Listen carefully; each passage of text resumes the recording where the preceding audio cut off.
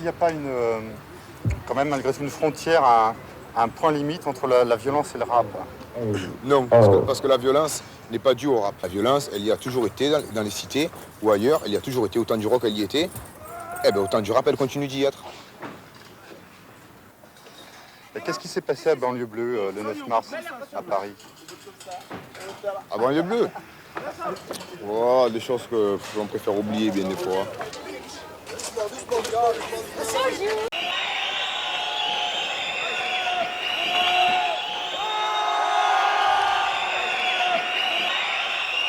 Je suis désolé, une fois de plus, les problèmes pour le super MTL. Les micros sont pas assez forts. Plus fort les micros. Encore une fois, il y a eu des galères de son, des problèmes de son, qui sont dus au fait que, bon, en France, on n'a pas encore de gars qui savent bien sonoriser le rap.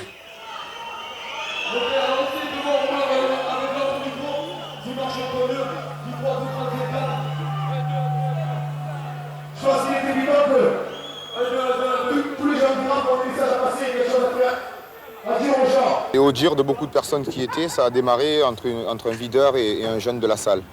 Il y a eu une altercation, puis c'est venu aux mains, puis les collègues du jeune s'y sont mis, et bon, ça a dégénéré comme ça. Le problème, c'est que quand ça a dégénéré en bagarre, les videurs après se sont retirés. Les gars, ils avaient les glandes, ils se sont tapés entre eux. Mais les videurs, eux, ils étaient à l'opposé de la bagarre. C'est ça le problème.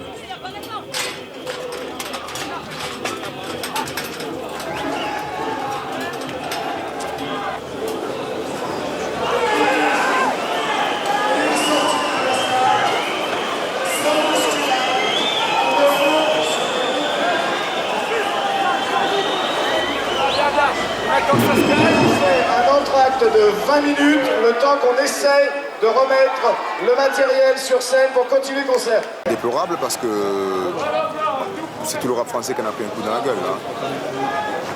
La violence, c'est pas dû à un phénomène musical. La violence, c'est dû à un phénomène de ras-le-bol. Mais la violence n'est pas due au rap. C'est une grosse connerie.